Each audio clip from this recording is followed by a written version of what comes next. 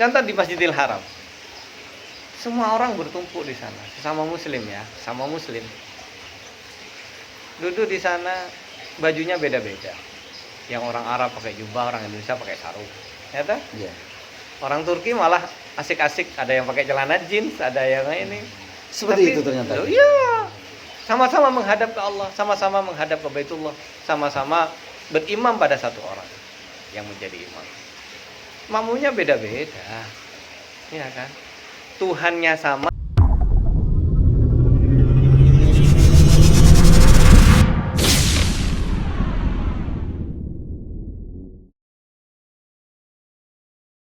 Assalamualaikum warahmatullahi wabarakatuh. Kita ketemu lagi nih di part yang kedua lah ya. Saya dengan Gus Latif. Yang kemarin kita bahas adalah profil beliau ya, di saat masih muda ya Gus ya. Sekarang masih muda ya Gus ya. Kita selalu muda. Ya, menolak tua kita ya. Ya. Jadi kita tidak tua kita ini. Ya. Dewasa. Ya. Oke Gus. Di channel kita sebelumnya jenengan banyak bercerita apa yang jenengan lakukan ya, feedback banyak ya hal positif yang saya terima terutama ya. Terus dengan kondisi saat ini Gus, tadi Gus Latif kemarin dijelasin masalah kalau seorang Lora atau Gus itu kan tidak apa ya, polos-polos amat untuk syiar gitu tadi Gus ya. Apakah itu masih berlaku dengan kondisi saat ini Gus? Dengan pola-pola yang dulu jenengan lakukan dengan sekarang Gus? Namanya pola itu ya harus berkembang lah. Namanya metode itu harus berkembang, cara itu harus berbeda-beda, macam-macam. Tapi pegangannya kan tetap sama. Sebagai orang misalnya seperti saya orang ahli sunnah wal jamaah, ya berpegangannya apa yang disyariatkan ahli sunnah wal jamaah. Jadi saya hanya berpikir agama itu kan dari langit, ya dibumikan lah. Ketika syiar di bumi itu meluas, berkembang, maka agama itu betul-betul menjadi agama rahmatan lil alamin. Itu. Kalau kita hanya tetap misalnya polanya wiritan, pola ini ya betul itu masih pakemnya, jangan dihilangkan. Tapi perkembangan yang baru jadi Gus, jadi Lora itu. Bahkan mungkin maaf ya, nggak tahu ya, tapi saya takut kalau bilang kayak gitu. Lama lah misalnya. Dalam standar seperti saya lah orang Gus kelas skala kecil lah seperti saya ini ya bilang ya polanya harus betul-betul up to date. Itu. Kayak nggak mungkin lah kita berbicara kepada anak yang sudah mengenal YouTube, yang sudah mengenal WhatsApp, sudah sosial media lah ya. Iya, udah punya Instagram. Gusnya nggak kenal. Nggak bisa kita berbicara tentang itu. Kan harus polanya itu. Tapi memegang teguh pada Al-Quran, hadis, sabdanya ulama dan semuanya. Ini tetap sama dengan orang masuk Islam, rukun Islam ya nggak usah diuti-uti udah. Yang namanya sholat itu wajib, puasa yo laksanano, zakat kalau memang punya ya zakat no, haji kalau mampu ya haji. Udah diuti-uti kalau yang itu sudah. Yang lain, mari polanya kita kembangkan seperti apa.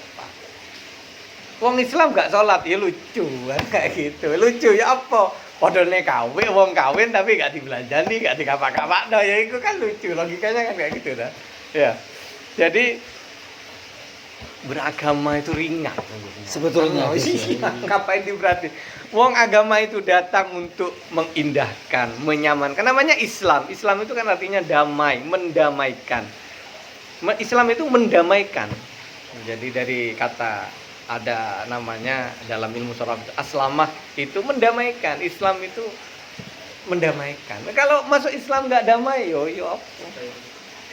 Indah itu loh. Jadi ringan, ngapain dibuat berat?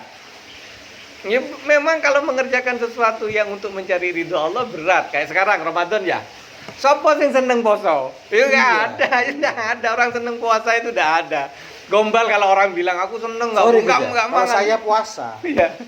kuat tapi untuk level pertama. Ya. Cuman kan puasa ini bukan cuma untuk level pertama, menahan lapar dan dahaga kan. Bukan Banyak itu aja, menahan kan? lainnya. Nggak enak. Itu yang berat di situ. Itu kan.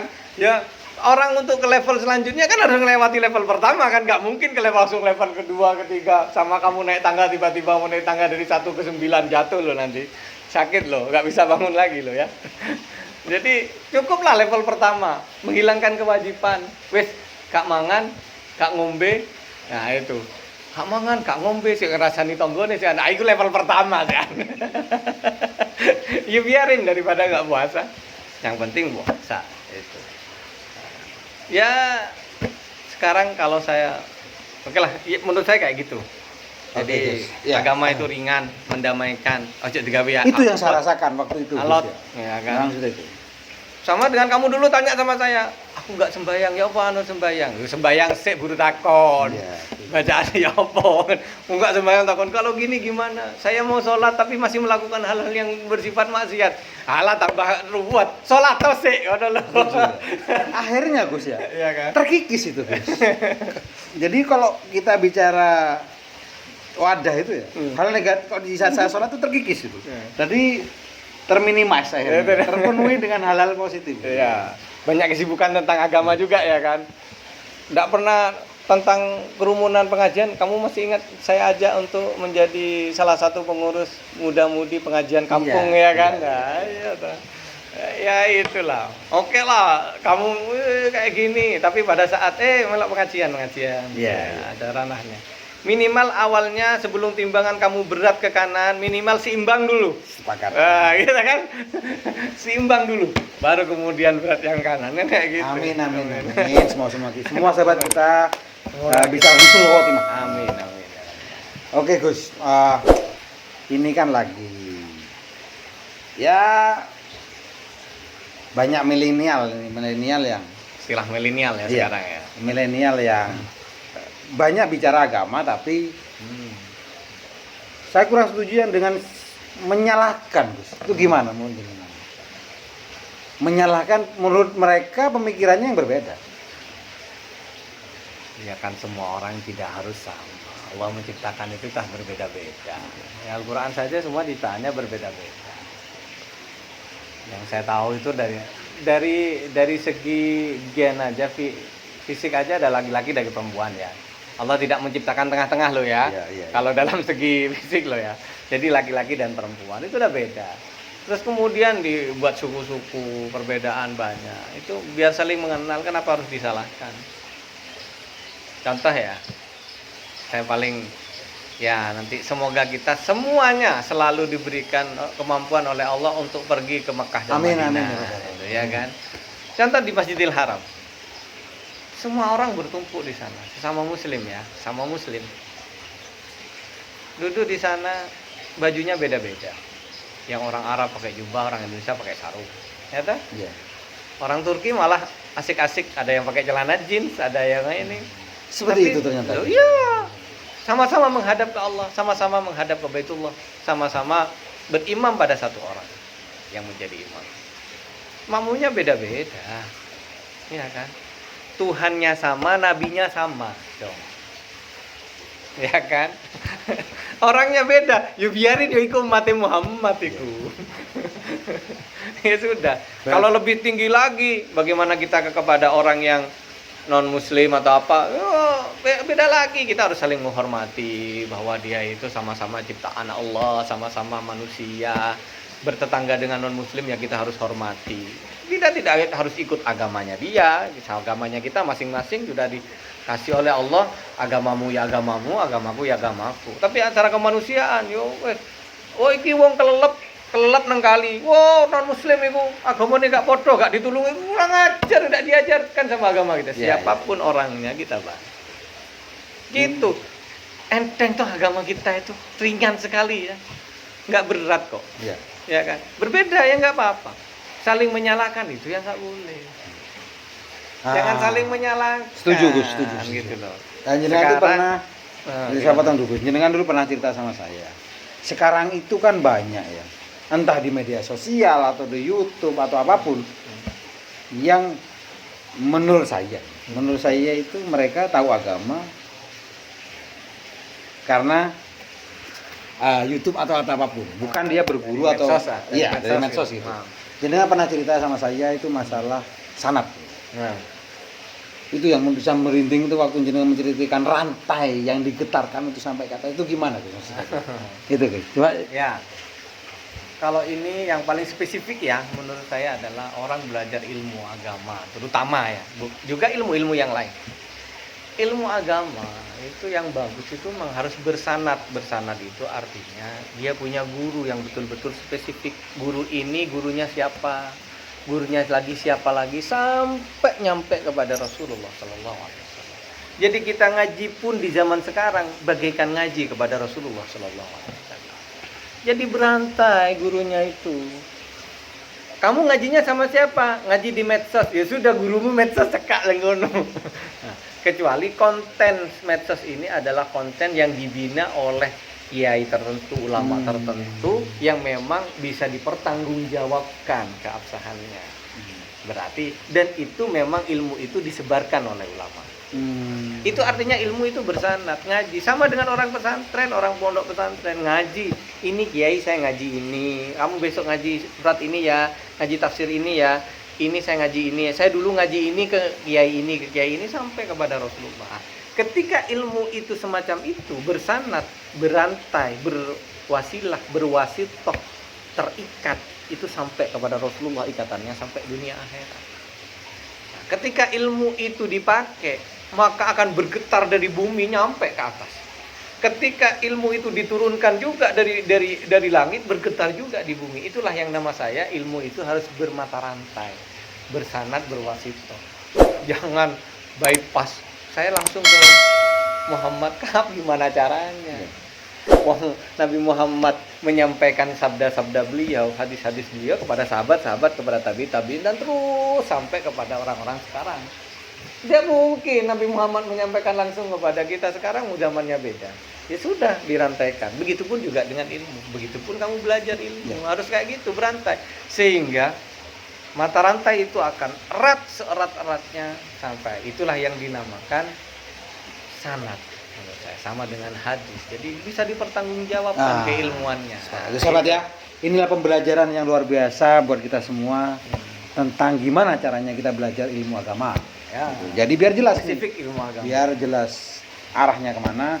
Jangan cuman kita nonton yang asal usulnya dari tidak jelas. Gitu.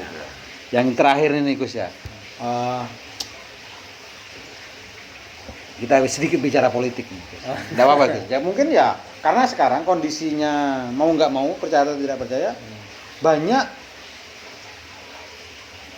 milenial atau pemuda-muda yang ya sekarang sudah waktunya untuk memilih seseorang pemimpin kepala daerah, pemimpin eksekutif atau pemimpin legislatif yang sebelum-sebelumnya buta. Jadi mungkin ini pembelajaran lah buat mereka dengan kondisi saat ini kan Indonesia itu ya bisa dikatakan negara majemuk yang banyak suku, agama dan pola pikir yang ada.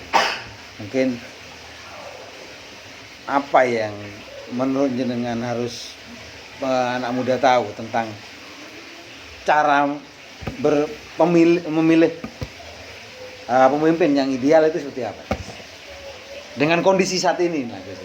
Dari kondisi dengan jadi kan kita banyak mereka tuh lebih tahu beritanya daripada orangnya. Sekarang kan kejadian seperti itu. Itu loh Gus. Menurut jenengan seperti apa, gimana Gus? Ya, mohon maaf karena saya ini juga pernah jadi seorang politisi ya. Ya, pernah Gus Rati pernah jadi seorang anggota DPR. Ya. Cuma tidak boleh disebutin di sini Ya, partai politiknya. Karena kan kita ini belajar Label. berpolitik, bukan untuk memilih salah satu partai politik. Gitu Gus. Ya. Jadi kalau saya melihat ya tetap melihat seseorang. Melihat seseorangnya itu kadang-kadang kalau kita sulit mengenal karena memang nggak pernah tahu, nggak pernah kenal, nggak pernah memilih pemimpin, ya kita cari temennya lah. Biasanya kan orang itu juga tahu kalau temennya yang ini, ya udah temennya itu, berarti kan kayak gitu. Teman politiknya siapa, anunya siapa, itu kan. Ah, paling tidak kalau kita semua pemimpin pasti tahu track recordnya.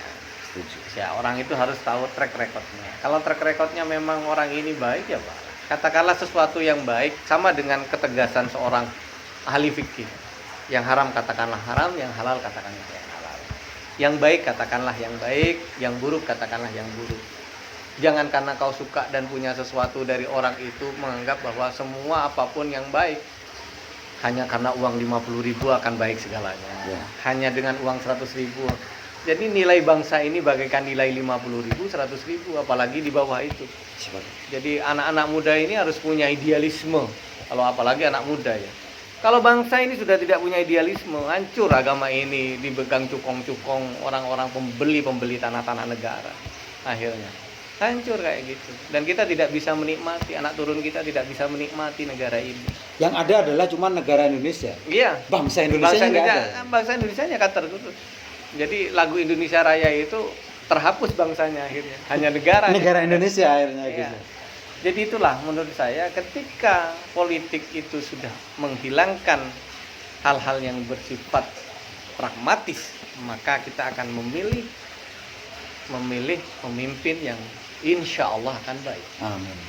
Kalau pemimpin didasarkan saya mau memilih orang ini karena dikasih ini, karena diberi ini. Apalagi ya karena itu. Jadi karena itu akan menutup segalanya. Contoh misalnya, mohon maaf ya, seandainya orang seperti saya punya teman, punya orang yang ngikutin saya secara politik atau sampai hal-hal yang bersifat politik.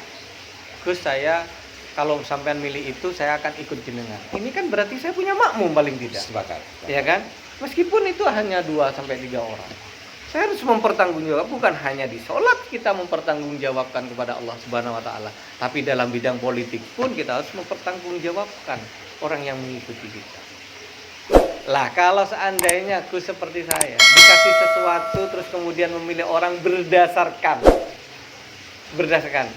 oh sing iki 5 juta nang aku, sing iki 10 juta nang aku milih iki karena ajan iki, misalnya lebih banyak yang ini. Ya bagaikan menjual umat lah. Dan itu harus dipegang teguh oleh para pemimpin-pemimpin kita. Jadi apalagi pemuda itu harusnya di garda depan. Idealisme. Kalau sudah memudanya yang rusak, ya hancur negara kita ini, Nyong. Hancur bangsa kita. Karena katanya adalah asyubab imadul bilad, para pemuda itu adalah tiang dari negara dan bangsa. Kalau sudah moralnya nggak karu-karuan pemudanya sudah ya kayak gini, cara berpikir pemilihan politiknya juga kayak gini, ya sudah, negara ini akan hancur dengan sendirinya, tanpa diingatkan akan hancur dengan sendirinya. Akhirnya negara ini dipimpin orang-orang yang berduit. Ya, tuh yang paling penting. Kalau nggak punya duit, ojo nyalon lah. Ini berat ini sampai sekarang. Lah nggak duit. Kapan kita menciptakan pemimpin? Ada orang yang baik tapi nggak punya uang. Ada orang yang punya uang tapi tidak baik. Nah, untuk memilih dua-duanya, yang baik dan punya uang, ini kesulitan. Susah. Karena kadang-kadang ada orang baik, nggak punya uang, akhirnya dipegang oleh orang yang punya uang. Tapi Apa tidak katanya baik. yang punya? Iya. Baiknya, akhirnya ketutup dengan orang yang mempunyai uang ini. Nah, disitulah sungguhnya bagaimana caranya? Sama dengan pandemi COVID-19 ini, dengan corona ini. Kita kalau nggak bersama-sama nggak bisa menanggulangi ini. Begitu juga dengan politik. Kita ingin punya pemimpin yang baik, mari kita bersama-sama baikkan diri kita dalam memilih. Siap. Itu saja. Oke. Ya. Oke sahabat ya, udah jelas nih Ya. gimana caranya nih. Bahwa sahabat-sahabat semua itu adalah pondasinya Ya. bangsa Indonesia. Ya, Bukan pemuda. kita ini Ya, sudah. pemuda lah. Pemuda lah. Apalagi. Ini terakhir Gus. Pesan dan kesan jenengan untuk pemuda-pemuda Indonesia saat ini. Apalah, ya sedikit ya, biar mereka minimal semangatnya tergugah, pola pikirnya berubah ke arah lebih positif. Ya. Pesan jenengan buat pemuda yang sekarang saat ini, Gus. Kalau saya berdasarkan ini, khairun nas anfa'um linnas. Manusia yang baik itu adalah yang bermanfaat bagi orang lain. Jadilah kamu orang yang bermanfaat. Jangan bilang skala besar. Jadilah bermanfaat pada skala kecil dulu. Itu bagi pemuda. Bagi keluargamu kayak, bagi kampungmu, bagi komunitasmu. Jadilah orang bermanfaat dalam sisi baik maksudnya ya. Jadilah orang yang bermanfaat bagi orang lain. Saya kira kalau itu dipegang teguh oleh para pemuda kita, orang kita, maka bangsa ini akan menjadi bangsa yang sangat maju. Jadi jadilah orang yang bermanfaat. Kadang-kadang kan ada punya anak, orang tuanya aja nggak bisa menerima. Capek aku punya anak ini. Kan nggak bermanfaat bagi skala kecil keluarganya saja. Jadi kalau menurut saya menitipkan, mari kita bersama-sama, apalagi para pemuda, bermanfaatlah bagi orang lain. Berpikir bermanfaat pada skala kecil, insya Allah kamu akan bermanfaat bagi orang-orang di skala yang akan besar. Amin. Oke, terima kasih sobat-sobat semua ya. Ini adalah pesan ataupun harapan kita semua. Apa ya pesan dari kalian? Ya, saya sangat setuju. Jadilah orang yang bermanfaat dulu. Di saat kita bermanfaat semua untuk orang lain, ya insya Allah lah. Ke depan lebih baik. Gitu bagus ya. Oke, terima kasih saudara-saudara semua, sahabat-sahabat saya semua sudah menyaksikan channel saya. Mudah-mudahan bermanfaat bagi kita semua. Tidak ada niat sedikit pun bagi saya untuk menceritakan salah satu kepentingan, tidak. Tapi ini untuk kita semua, bahwa apa yang saya, mudah-mudahan channel saya ke depan akan tetap istiqomah, akan membahas hal-hal positif tentang banyak hal. Hal-hal yang bersifat umum lah bagi masyarakat. Semoga kita menjadi dengan hal yang kita lakukan, meskipun dengan mau channel YouTube kayak mau apa, dengan media sosial pun, media sosial hanya sebagai alat untuk bermanfaat bagi bangsa, negara dan agama kita ya. Gus, terima kasih waktunya Gus. Sudah ngerepotin waktunya ini agak lama ini ya. Saya senang, apalagi ngobrol lah seperti biasanya kita dulu. Saya kan ngopi-ngopi bareng. Siap, nanti Gus gitu. Kita lanjut waktunya. Nanti saya pulang lagi ke sini, nanti tak sowan ke sini. Oke, gitu aja dari saya. Assalamualaikum warahmatullahi wabarakatuh.